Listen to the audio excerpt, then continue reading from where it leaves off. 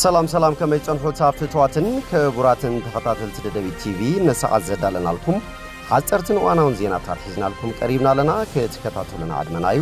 ብቀንዲ አርእስተ ነጥብታቶም ክንፍለም ክልከላ በጀት መንግስት ፌደራል ዝኹንን ሰላማዊ ሰልፊ 15 መጋቢት 2018 ዓ.ም ብማሕበረሰብ ትምህርቲ ትግራይ ከም ዝካየድ ተገሊጾም ሰላም እንድሕንነትን ህዝብን ሃገርን ዝረጋገጽ ኣብ ትሕቲ ወረርቲ ሓይልታት ኣስመላሽ ኮሚቴ ዘሎ ህዝብናን መሬትናን ሓራወጥዮም ተመዛቢሉን ተሰዲዱን ዘሎ ህዝብና ውሕስ ብዝኾነ መንገዲ ናብ መረበቱ ዝምለስ ጥራይ ክብል ጽላል ሲቪል ማሕበረሰብ ምዕራብ ትግራይ ገሊጾም ፖሊስ ከተማ ውቕሮ ብተደጋጋሚ መንገዲ ምስ ባህልን ክብርን ሕብረተሰብ ዘይኸዱ ተንቀሳቃሲ ምስሊ እናቀረጹም አቢት ይብን ካልኦት ማሕበራዊ ሚድያን ዝነጥፉ ዝነበሩ ዝበሎም አካላት ኣብ ቁጽጽር አውዒሉ ምርመራ የካይድ ከም ዘሎ አፍሊጦም ሸዊት ገብረ እግዚአብሔር ሸዊት ውዳሰ ብ10,000 ዋሕስ ንኽፍታሕ ቤት ፍርዲ ክፍለ ከተማ ቀዳማይ ወያነ ከም ዝወሰነ ተገሊጾም ሃገራት ወሽመጥ ዓረብ ኣብ ልዕሊ ኢራን ሓበራዊ መግለጺ ኣውጽየን ትራምፕ አሜሪካ ንዓበይቲ መፍረይ ነዳዲ ኢራን ከተባርዖ ምዃና አጠንቂቆም ናብ ዝርዝሩ ሰጊርና ለና ምስዕለታዊ ዜናታት ቢንያም ሓድሽ ሰናይ ምክትታል ክልከላ በጀት መንግስት ፌደራል ዝኹንን ሰላማዊ ሰልፊ 15 መጋቢት 2018 ዓ.ም ብማሕበረሰብ ትምህርቲ ትግራይ ከም ዝካየድ ተገሊጾም እቲ ሰላማዊ ሰልፊ ብግዚያዊ ምሕዳር ኣብ ዝመሓደራ ኩለን ከባብታት ትግራይ ሰብአው መሰል ህፃናት መምሃርን ተምሃሮን ትግራይ ይከበር ብዝብል መሪ ሓሳብ ሶሉስ 15 መጋቢት 2018 ዓመተ ምህረት ክካየድ እዮም ቢሮ ትምህርቲ ትግራይ ማሕበር መምሃራን ትግራይን ማሕበር ወለዲ ተምሃሮ ትግራይን መንግስት ፌደራል ኣብቲ ዘፈር ኣንቢርዎን ዘሎ ክልከላ በጀት አመልኪቶም ሓበራዊ መግለጺ እውን ኣውጽኦም ኣለዉ ሓላፊ ቢሮ ትምህርቲ ትግራይ ዶክተር ኪሮስ ጉዕሽ ዘፈር ትምህርቲ ትግራይ በቲ ጽንተታዊ ኩናት ኣብ ሓይሊ ሰቡ ኣብ መሰረተ ልምዓት ይኹን ስርዓት ትምህርቱን ስርዓት ምሕደሩን ከቢድ ዕንወት በጽሕዎ ብመሰረቱ ዋላ እኳ እንተተዛብዐ ድሕሪ ምፍራም ውዕሊ ፕሪቶርያ ብዝተረኸበ ተነጻጻሪ ሰላም ኣብቶም ብግዚያዊ ምሕዳር ዝመሓደሩ ከባብታት ትግራይ ስራሕቲ ሕወትን ዳግመ ህንጸትን ተጀሚሮም ምንባሮም ኣመላኺቶም ይኹን እምበር መንግስቲ ኢትዮጵያ ብሕጋዊ መንገዲ ንትግራይ ዝተመደበ በጀት ሕገ መንግስትን ሕጋዊ ኣሰራርሓን እቲ ሃገር ጥሒሱ እቲ በጀት ብምኽልካሉ ደሞዝ መምሃራን በአግባቡ ክኽፈል ኣይተኻለን ክብል ገሊጾም እቲ ሓድሽ ክልከላ በጀት ብሕቡራት መንግስታት ዝተደንገገ መሰረታዊ ናይ ህፃናት ናይ ምምሃር መሰል ዝግህዝ ኣብ ሕገ መንግስቲ ኢትዮጵያ ይኹን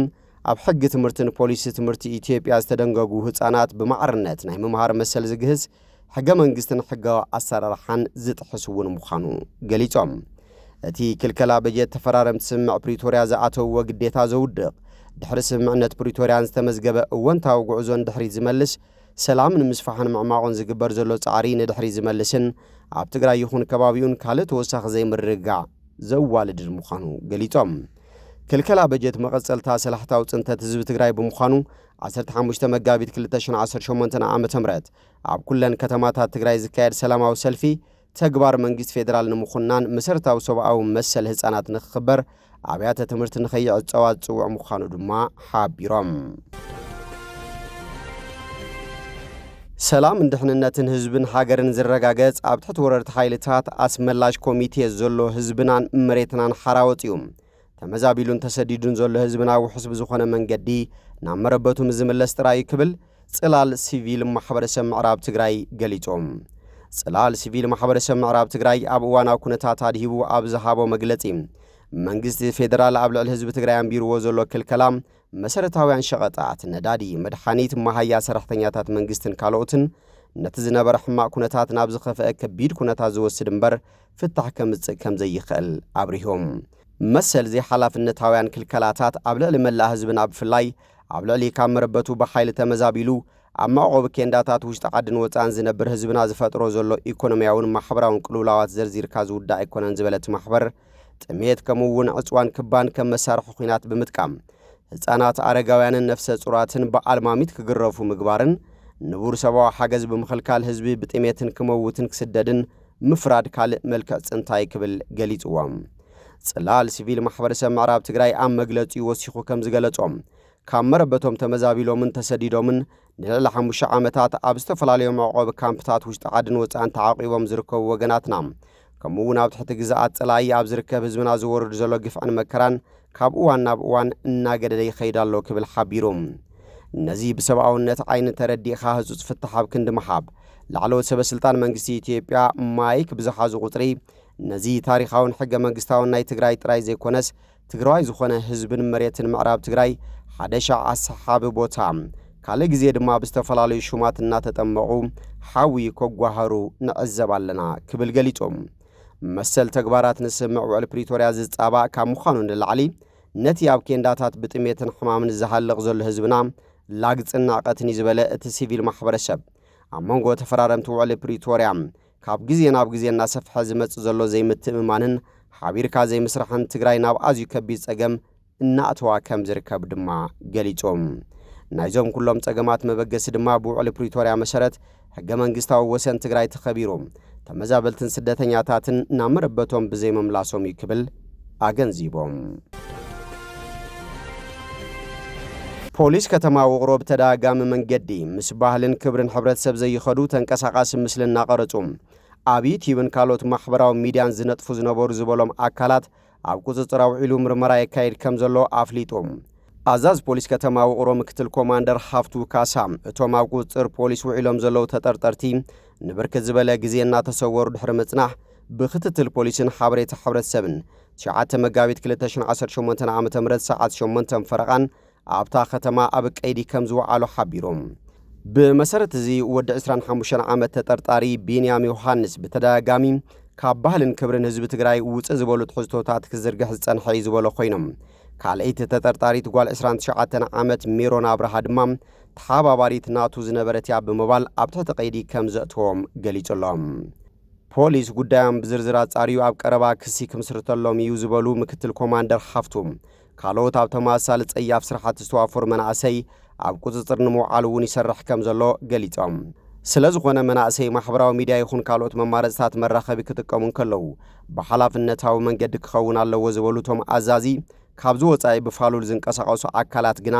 ብሕጊ ናይ ምሕታት ስራሕና ክንቅጽለሉ ኢና ክብሉ ሓቢሮም ሸዊት ውዳሴ ብ10,000 ዋሕስ ንኽፍታሕ ቤት ፍርዲ ክፍለ ከተማ ቀዳማይ ወያነ ወሲኖም መጋቢት 4 2018 ዓ.ም ብዘይ ናይ ቤት ፍርዲ ትእዛዝ ተወሰደ ኣባል ሳልሳይ ወያነን ዋና ሰናዳኢ ሮማናት ኦንላይን ዝኾነ ሸዊት ገብረ እግዚአብሔር ሸዊት ውዳሴ ሎማ ሐሙስ ናይ ንግሆ 10 መጋቢት 2018 ዓ.ም ብ10,000 ዋሕስ ንኽፍታሕ ቤት ፍርዲ ከም ዝወሰነ ጠበቁ ገሊጾም ኣባል ውድብ ሳልሳይ ወያነ ዝኾነ ተንታነ ፖለቲካ ሸዊት ገብረ እግዚአብሔር ሸዊት ውዳሴ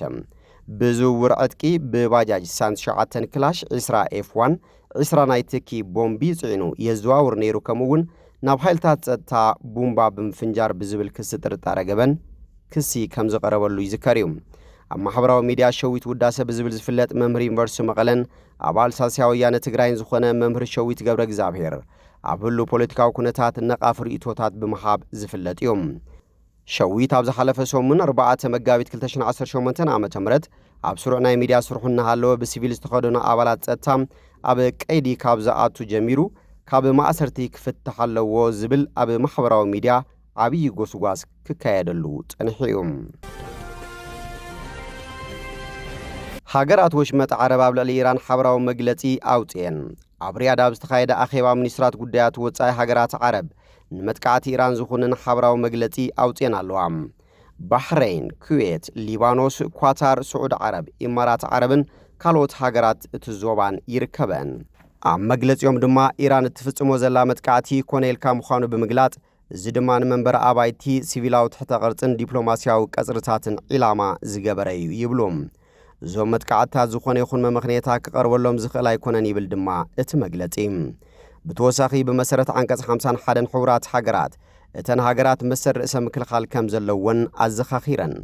እቲ መግለጺ ወሲኹ ኢራን መጥቃዕትታታ ብቕልጡፍ ደው ክተብል ዓለማዊ ሕግን መትከላት ሰናይ ጉርብትናን ክተኽብርን ከምኡውን ንመጻወቢ ሕርሙዝ ንምዕጻው ዝዓለመ ስጉምታት ካብ ምውሳድ ክትቁጠብን ይጽውዖም ዶናልድ ትራምፕ አሜሪካ ንዓበይቲ መፍረይቲ ነዳዲ ኢራን ክተባርዖ ምዃና አጠንቂቖም ኢራን ኣብ ልዕሊ ኳታር ተካይዶ መጥቃዕቲ ደው ክተብል ድማ ኣተሓሳሲቦም